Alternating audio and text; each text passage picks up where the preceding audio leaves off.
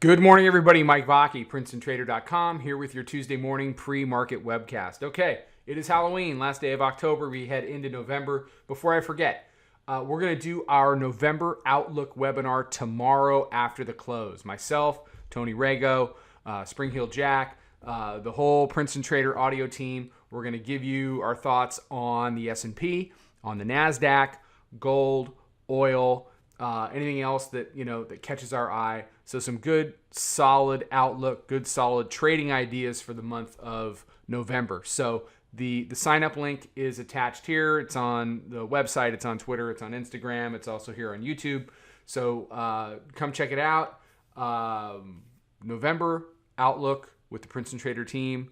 What are our trade ideas for November? Come join us. We always take a ton of questions.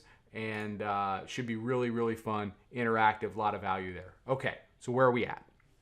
Well, you can either play this webcast or you can play the webcast from last Monday, Tuesday. It's totally up to you. Here's the thing. You got the 9-day simple moving average, 67, okay? You've got the weekly pivot at 66.5.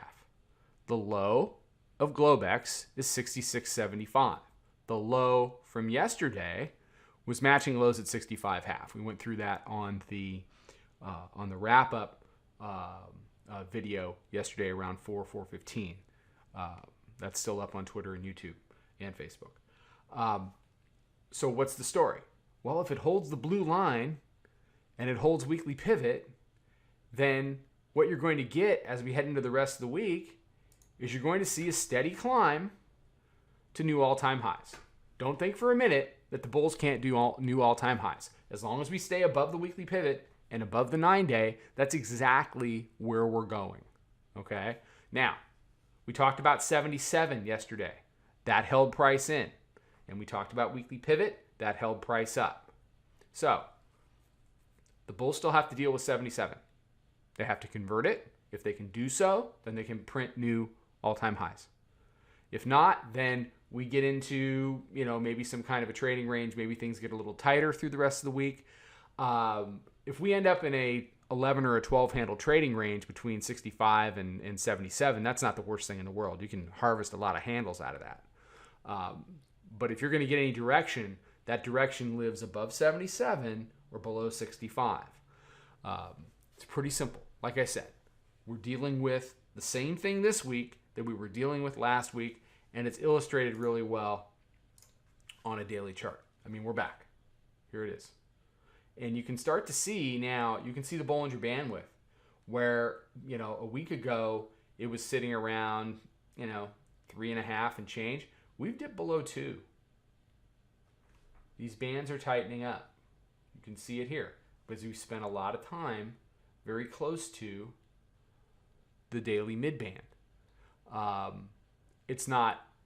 It hasn't been violently truncated like it was back here. You see the small ranges, right? You can see how that's opened up.